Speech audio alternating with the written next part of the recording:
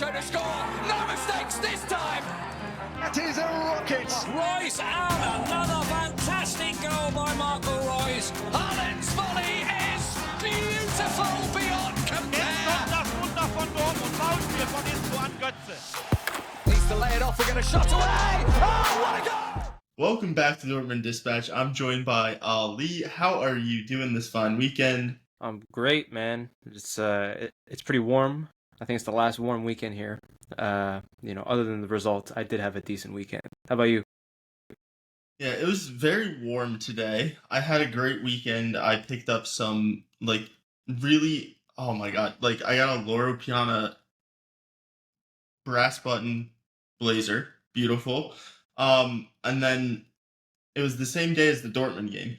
So, I was there for, 2 hours. I probably put my hands on, 300 different pieces of clothing at this church in a very nice neighborhood.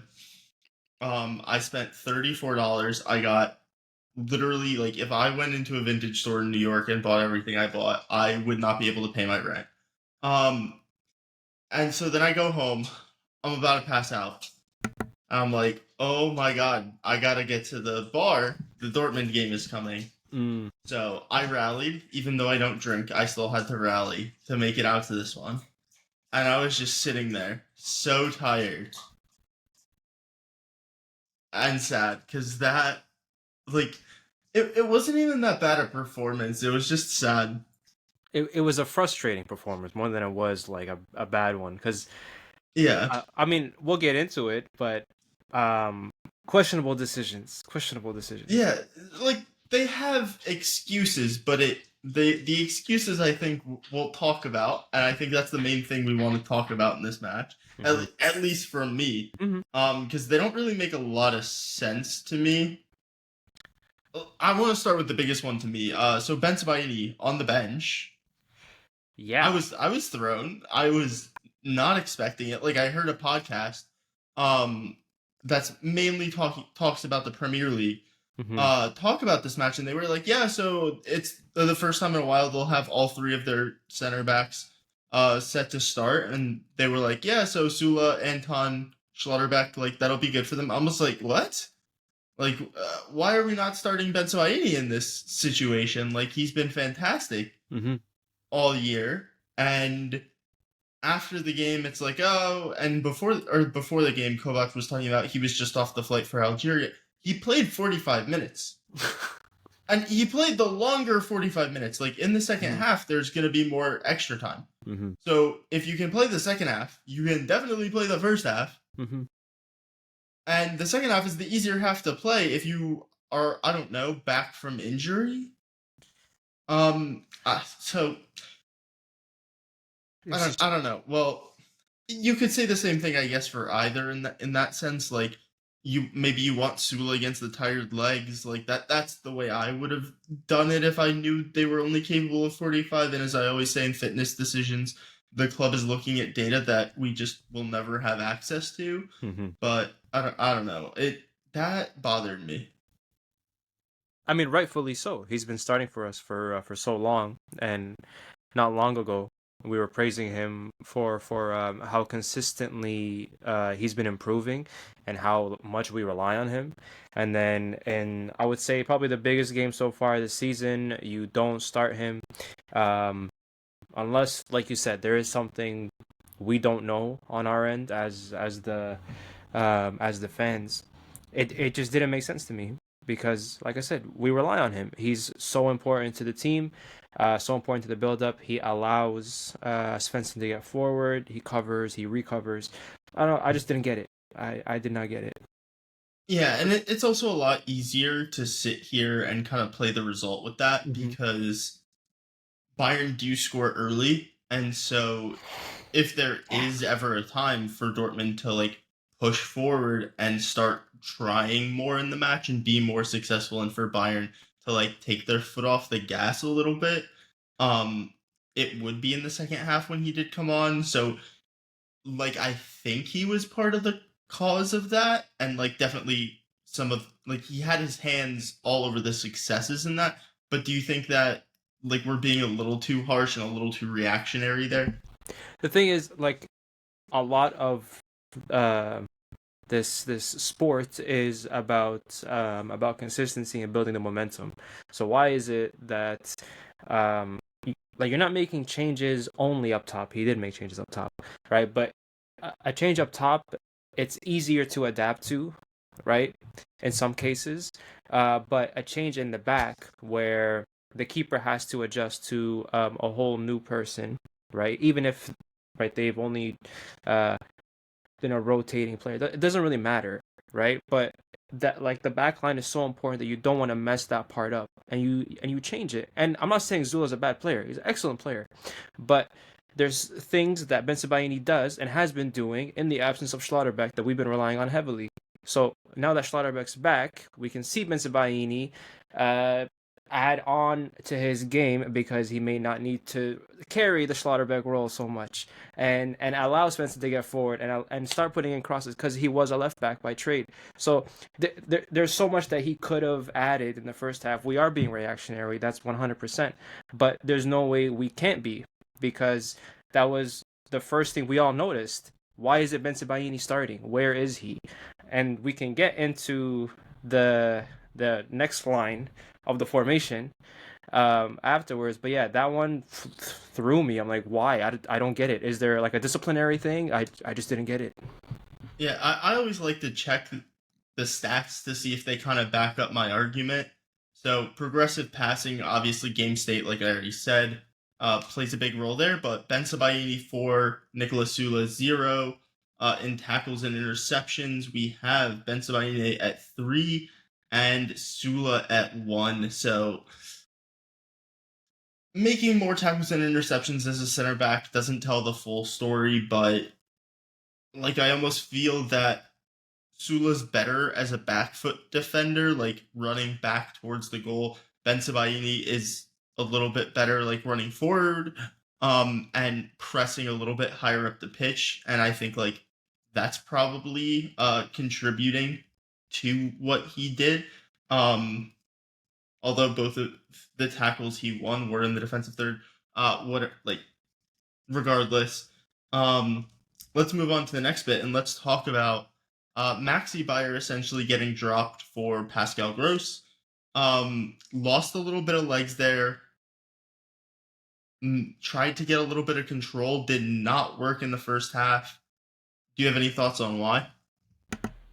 Well, so he hasn't really played with a midfield three in a long time. Although I've been calling for it. Well, we did earlier this season. I know, but in a long time, right? It's been a few weeks. There's been an international break. For the most part, he's been playing a 3-4-3 of some kind. But you could almost count it as like when Gross subs on at left wing, he's really like not able to run in behind, so he's a midfielder. Like I think saying that is a little off. I mean is also Chukwuemeka has played in the wing, which doesn't really count. I agree, but what I mean is 3 like central midfielders from the start. Like I feel if I'm wrong, I'm wrong. But I feel like I haven't seen that in a while, and I don't think this was the game to try it either. If you were gonna hurt Bayern in a counter-attack system, you're gonna want Bayer on, and I get wanting to flood the midfield, but it didn't work. It needed to change at half because we were getting pressed. It was so uncomfortable to watch. I didn't know, like I like Gross, but you do lose legs, like you said, in that sense. And it was so like difficult for us to get forward because we had one guy running up top, which was obviously Karim, and he can't make multiple runs in one go. So having someone like Bayer would have been extremely beneficial because Guirassy is not that kind of player. The subs were odd. The starting lineup was odd. I have questions more than I have answers, to be quite honest. But what did you think of it? Like we talk about this like very often, and we've complimented Kovac the couple times he has gone a little bit earlier. I think he waits till like the 73rd minute because we're only 1-0 down, but like he just never gives his subs enough time. Like, it's statistically shown that if you sub on a striker around the 60th to 70th minute, they're going to create significantly more chances than they would otherwise. Sergio Guirassy was not playing his way into this game really. Like, he did a good job drawing some fouls. But aside from that, he just doesn't really have a lot to offer when we're that deep in the first half. In the second half, then maybe you could say, like, oh, this is where he should start getting into the game, and he did a little bit more. And he was heavily involved in that Karim Adeyemi chance where he slips. But overall, I just think, like, Fabio Silva has played almost no minutes this season, but in the 26-minute whatever sample size he has across this season has been as good as you could possibly offer in a 26-minute sample size, pretty much. Like, he's done everything you would ask of him. He's popped out wide. He's created chances. He's gotten on the end of a couple chances. He could do things, like, better. Like, there are moments of criticism, but, like, he's done pretty much what you would ask of him. And I would just like to see that earlier, and just as much as you can talk about, like, Pascal Gross needs to play in this game to add control, you maybe want a guy who's going to open up more space, because space can also lead to control. And that doesn't necessarily mean we have more of the ball, but it could mean that when we're clearing the ball, we have a guy running after it into a good area, and start to contest that. And it's just like Pedro talks about how I talk about this, and I talk about how I talk about this, but it's like the hierarchy of, like, why can't Maxi Bayer just go into the number 9 position, like, when Guirassy's off the pitch? Like, why can't he play as an out and out 9? And, like, if you're ever going to do it, you are pinned back. Like, just put Maxi up top. He's going to press, so it's not even like you're gaining the defensive solidity of dropping Guirassy for Bayer. You're pinned deep. Like, you bring on Bayer, he can make those runs into the channels. So even if he's starting a little bit deeper, he's getting on them faster. He's not as good once you get to the box, but it's not like we're just crossing the ball into the box dozens of times and not finding Guirassy. Like, Guirassy is reliant on a certain game state. Like, you can call it service, whatever, but, like, he can't be on the pitch if you don't have that game state, because the team has actually, like, really talented guys. But I think we need to move on into the post-match quote from Niko Kovac. I just told him that the yellow card was okay. My first half wasn't good, but his entire game wasn't good either. I have to say that we can't always just carry on as usual. I respect him, but we've had so many yellow cards, and the fouls that Harry Kane got called for today, he wouldn't get 20% of those in England. The performance was poor. Now I'm going to get into trouble again, but I have to say it. And to me, like, I do agree, like, the big one for me was the Conrad Leimer, like, at halfway line on a yellow card, commits an egregious foul, like, clearly intentional, clearly to stop the fast break. He pulls someone down. I forget who it was, but that is just the most blatant and obvious second yellow card you could imagine. But, like, a second yellow for, like, the last 7 minutes, statistically not going to do a ton, but it would have been very enjoyable as a viewer to get, like, a little bit of momentum and hope in that moment. But do you think the refereeing impacted the match result like that? I don't think it impacted it that much, because I didn't feel like we were all that threatening. To be, it just didn't feel that way, right? The stats may say otherwise or whatnot, but like, going forward, we just weren't scary. It felt like we went to get a point, not to get 3. And I think he's saying all this, even though he may be right, even though he has a point. I think he's just saying this just to deflect from the fact, like, oh, we could have won if we got the red, if the ref did his job. And, like, fair enough. I watch a league where Real Madrid gets 2 reds in a game over some nonsense. So I get the frustration, but it's still, there is the issue of we weren't good enough. Simple as. Yeah, absolutely. Like, you can't he does take ownership of that, and the first half was truly terrible. We got outshot 11-0 in a half, and you just can't win games like that. But let's go into our next segment, Star of the Week. Do you want to go first? It's kind of hard for me, honestly.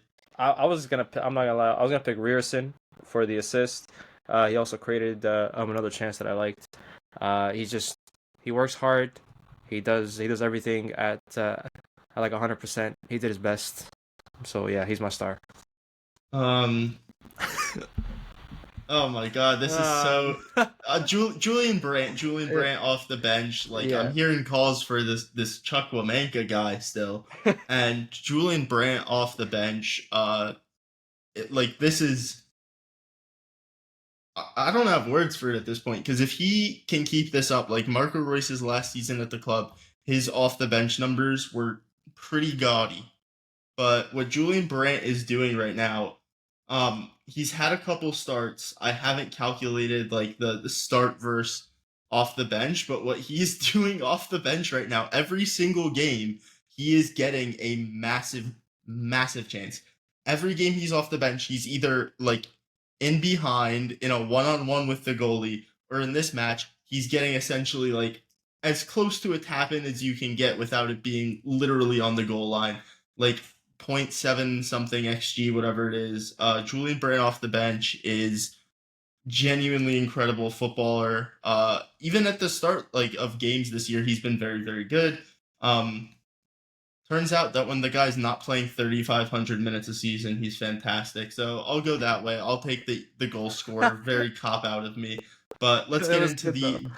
Thank you. Let's get into the dud of the week. Who is your dud of the week? Oh man, do I pull a Pedro? Niko Kovac. That's my dud.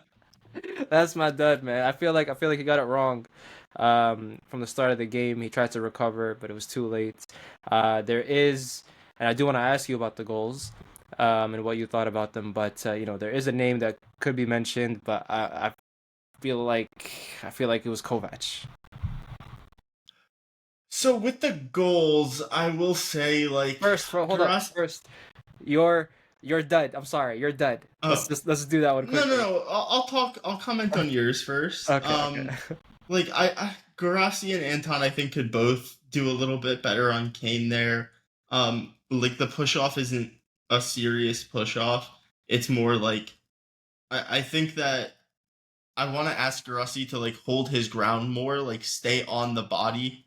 Like if you're on YouTube, you'll see this, but like push your shoulders back into him when you jump. I'd like to see that. And then when you get pushed, like you're putting him off more, and you're bracing for that a little bit more. Anton again involved in like could mark a guy better on an aerial ball. The second goal, like we can talk about Joe Bellingham failing to clear the ball. You'd like to see him hit that first time. It's like a little bit off balance for him clearly, and that's a position where if you're off balance and you try and clear it, you can either hit it right towards the penalty spot and just give them a huge chance that way, or you can hit an own goal, and that's not good. So it is a difficult position. I think people are being a little too harsh because, like, I understand it's not a far distance, but Gregor Kobel gets nutmegged and nobody's talking about that on the cross. Yeah. Yeah, I don't know. It's 2.5 like post shot XG, so he did save us a little bit there. Like that's not a little bit. That is a lot. He kept us in this match. In some ways, so it'd be a little harsh, but I could go that way.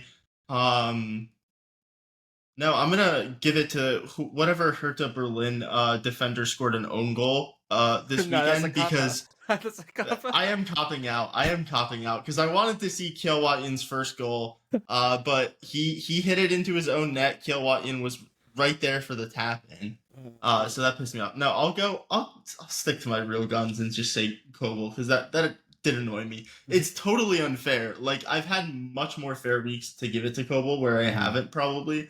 But yeah, I'll give it to him. Whatever. Anyway, next up we have a match against Copenhagen. We're going to try and get this live before the match.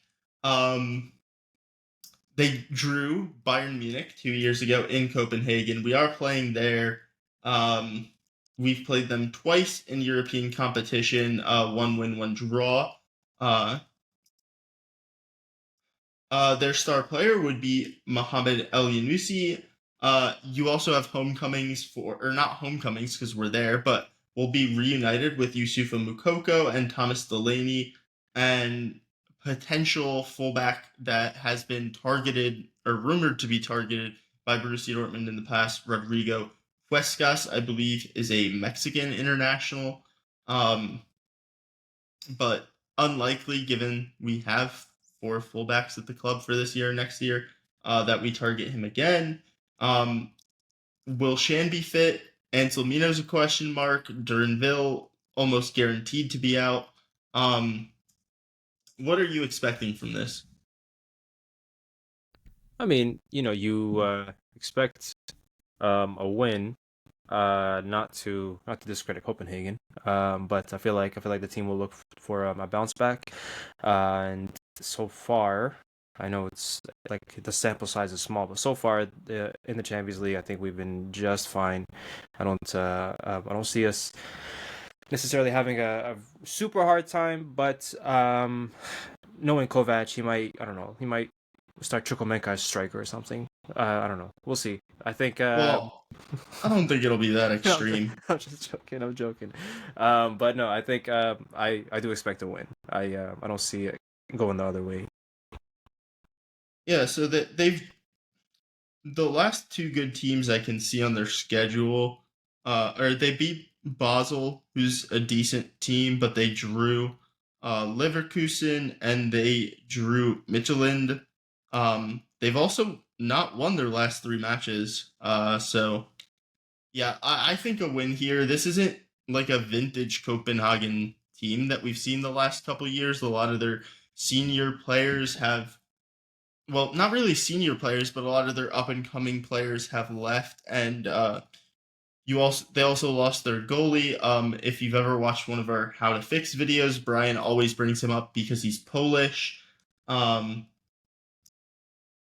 yeah, I think you just win here and you don't look back. I'm gonna go with a 3-1 win.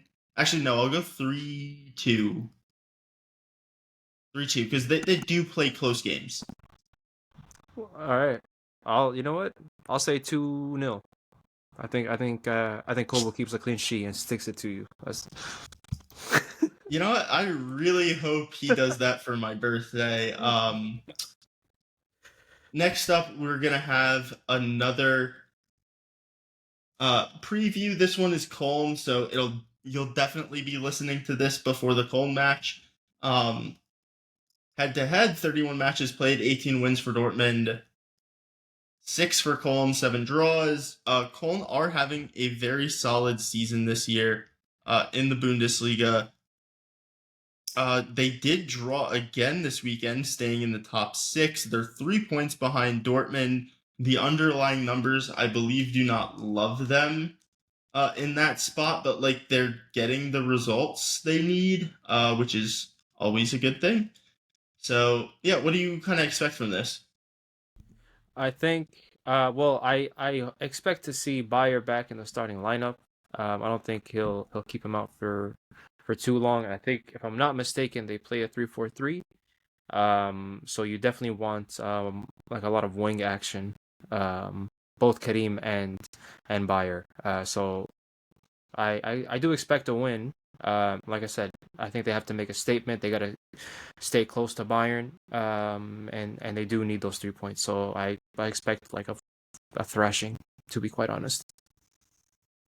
Yeah, Colton have been riding some luck this season. They've scored 12 from under 10 expected, and they've conceded 10 from 11.2 expected. So that's about a 4-goal swing, I want to say. Like they're a negative XG difference side, and I think that Dortmund need to take care of business here. I really want to expect a multiple goal win, but I think this will be much more in line with kind of a Wolfsburg worst case scenario where we win a scrappy close game, or a Mainz scenario where it's like maybe the score line's close but the match isn't, and we get like a 2-1 win. I just don't trust this team to repeatedly create big chances. And until they do otherwise, I just even against Copenhagen, I kind of wanted to go 2-1, but it's like such a cop out answer, and I've been doing enough of that this episode. No, but it makes sense. I feel like you expect him to like against Copenhagen to start Jan Kuto, so you hope the chance creation does go up, and you do hope that he does bring Bayer back into the lineup, and he doesn't take as many. They've done that, and not created chances though. It's true, but I feel like that's the stronger lineup. You know what I mean? Like in my opinion. All right, let me say that. Yeah, well, I think it is the stronger attacking lineup, but yeah, for sure. The attacking lineup is only so good as the team is at creating chances in general, and like we just haven't seen like the attack flow because Karim Adeyemi, well, our whole midfield is like not great at dominating games and allowing us to sit in the right part of the pitch, which is kind of like the game state stuff I was talking about, where Guirassy almost wants you to like pin teams back at times and then send in a lot of crosses, or take shots while he's already in the box so he can get on the end of like rebounds and stuff like that. Like that's where Guirassy kind of thrives, and Maxi Bayer and Karim Adeyemi thrive when they're running at the back line, or like there are balls played from central areas to them and they're looking to combine.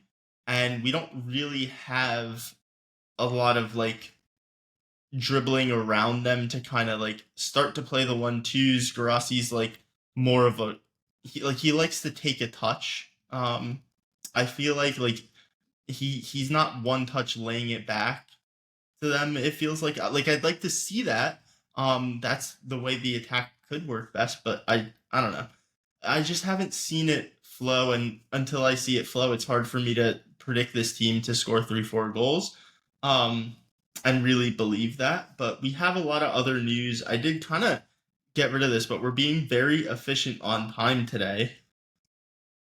There are some general links to a lot of young players joining the club, like U19 type players, mainly from Germany.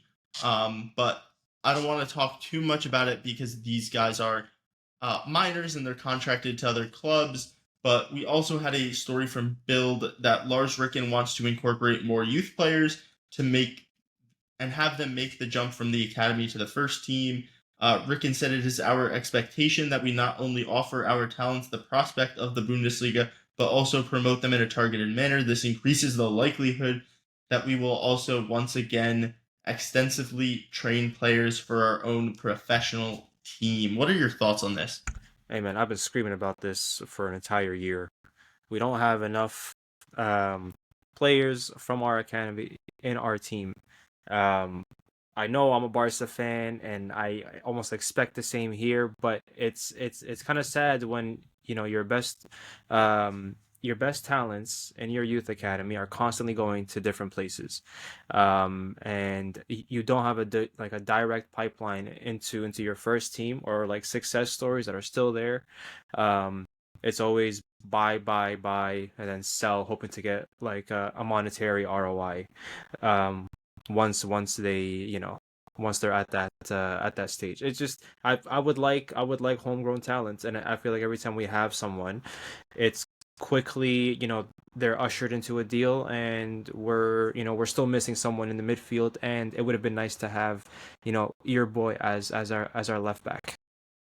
Just saying. Yeah, I mean, I would not be opposed to Tom Rotha being in this squad. But that said, there are some positives. Like you had Cole Campbell at the US U20 World Cup, and previously to him, you had guys like Sancho, Reyna, and Jamie Gittins all get signed at 16 for academy compensation or free contracts, and then they were able to go and be a part of the first team.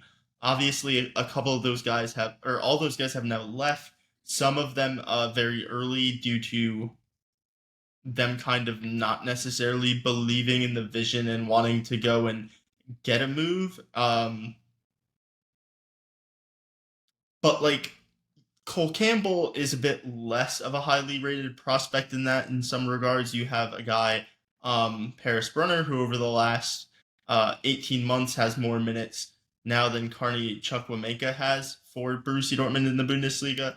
And that was a guy that they wanted to keep, I think, but like at a certain point, I think they stopped like fully wanting to and being invested in that. And like maybe that bears fruit because he was not as professional. Maybe hope he has plenty of time to learn though. So I just don't really understand where they were with that. But like promising senior minutes, I don't know. That's a very complicated situation. My main point. Let me get back on track here. So this weekend, for the first time in a long time, Borussia Dortmund's second team saw 3 U20 players, including 2 U19s, score for them. And you had the first professional goal or semi-pro goal for Nick Czerny. He's only really scored at the U19 level, and this year he's been integrated with the U23s. He scored there. He had a very monstrous run to end last season. He can play cam, he can play right wing, he can play 8. We'll see where he ends up at the senior level, because what I just described is very similar to Kale Watson. I think he's a little bit more of a winger cam situation, but not a ton of film on him in the US at least.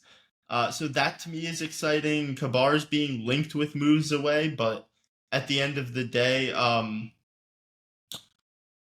we're kind of thin at left back because you have Ben Sebaini regularly starting at center back, and then you only have Svensson, who has still played, I think, pretty much every Bundesliga minute this season.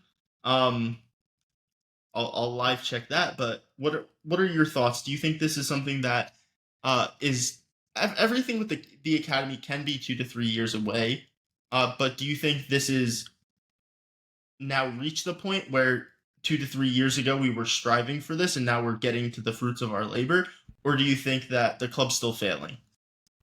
I think that I there's obviously like it's not just an overnight decision from them. This has clearly been something they've been wanting to do. That's why we do occasionally, every now and then, do see a youth player pop up. And I don't know the conversations they're having, obviously, but the whole idea behind it is that you push the BVB identity, right? These kids are taught everything, and so when they play in the first team, there's that same principle and philosophy passed through, and they can carry it on. So I think is it fruits of their labor? I don't know, but I certainly hope in 4 or 5 years time we do have quote unquote academy graduates. Well, even if it's 2 that are like consistently cameoing in the team, it's a very good sign for the other youth as well, because now they can see, hey, I can play for the first team as well.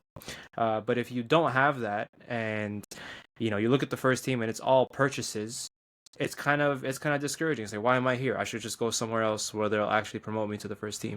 And that's a fair thought, to be honest.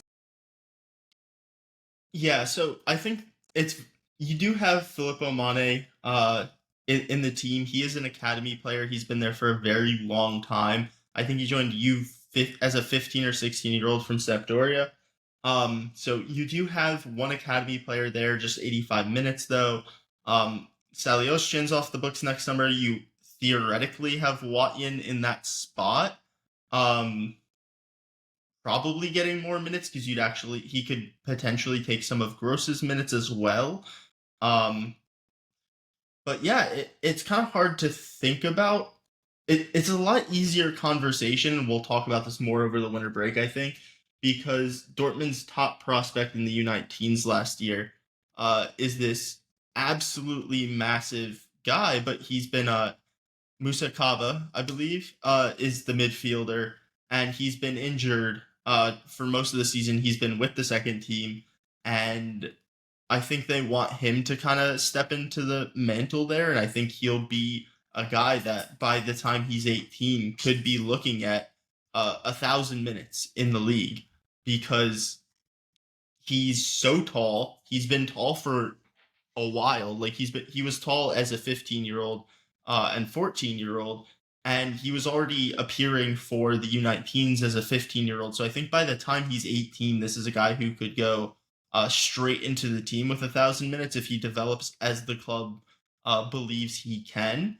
But we're so far away from that like we'll see where he is in 3 months if he's actually getting minutes for the second team. Because he is very young to have graduated from U19 football. You also have Matisse Albert, who's averaging a goal contribution like every 50 minutes in the U19s this year. Like he's having fun there. At a certain point, he's either going to need to start playing every game for the second team or like move up with the first team. I know I've seen a lot of pictures of him training with the first team, and also you have Elias Benkara, who has gotten a lot of minutes with the first team in preseason the last 2 years, but is very young for a center back. He has kind of the size, but he needs to get a lot more of the composure, and we'll see where he is in January again. But let's move on to our next story. Dortmund and RB Leipzig are scouting the transfer market for a new defender for 2026, and Luka Vuskovic is high on their list. He's currently on loan from Tottenham, so definitely not cheap there. But he's playing in Germany at Hamburg. He scored in the double digits as a center back last year in Belgium. Have you gotten a chance to watch this guy at all? No, I'm not gonna lie to you. I don't know anything about him, so I'm relying on you. Yeah, so my scouting report is that Tottenham will be playing with him in their first team next year. Yeah, like that's chalked.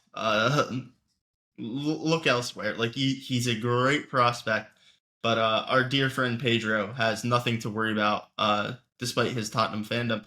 Um, Mm-hmm.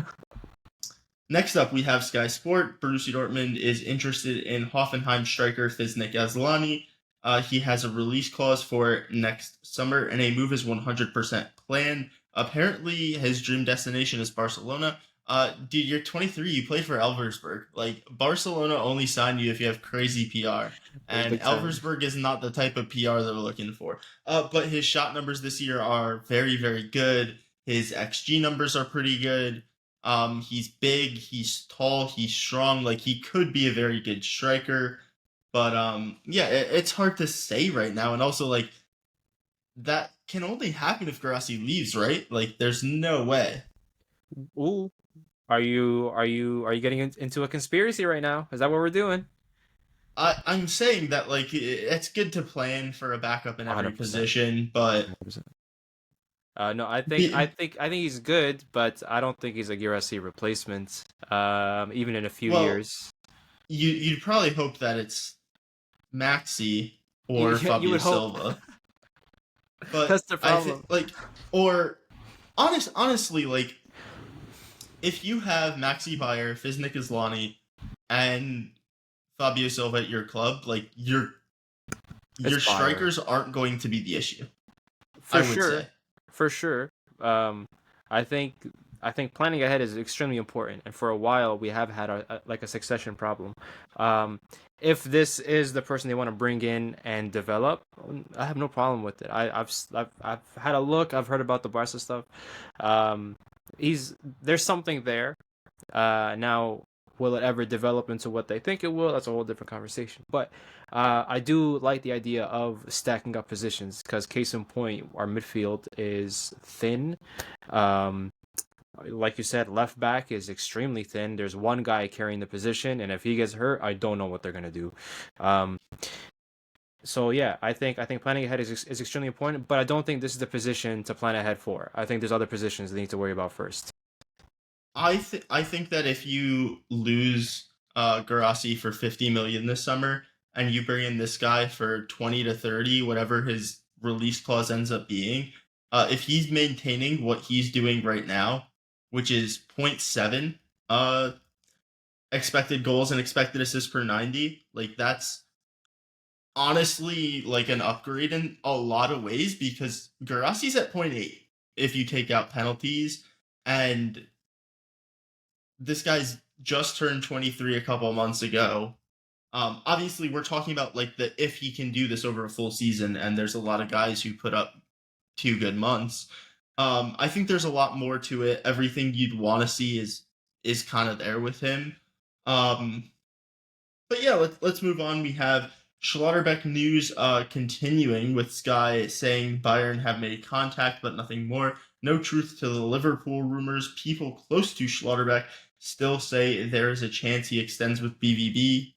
And after Bayern, he did say, I still have over 1.5 years on my contract and have always said I feel very comfortable in Dortmund and generally have no issue continuing down this path. The development under Nico is enjoyable, but it's an important step in my career. If we play like we did in the second half, we can achieve a lot of great things, and I have a family and a great advisor who handles things well. I'm excited about the club and will sit down with Sebastian Kehl to work out a plan. Love it. I love it. Yeah, Sebastian Kehl, bring a contract, bring a pen, and in the contract number, like, no, I'm kidding. Don't let him write whatever number he wants. Be reasonable though, and it starts with a 1, and it's gonna have a lot of zeros after that. Potentially a squiggly number in the second. Like maybe give him 12 mil. Man, he's phenomenal. I like the quote a lot. I don't get the speculation. I feel like I don't see him anywhere else personally. At the moment anyway. Let me say that. At the moment. I'm pretty confident that he's gonna renew. Yeah, no, I think it is a renewal. I think it's just a regular like contract proceedings. It's gonna take time, and that's normal. But yeah, I think he renews. I don't get the fear or the worry that he's leaving, to be honest, unless like something horribly wrong happens. And if he does leave, clip this up, put it everywhere, make us go viral. We would appreciate it. Meme me, make me a meme.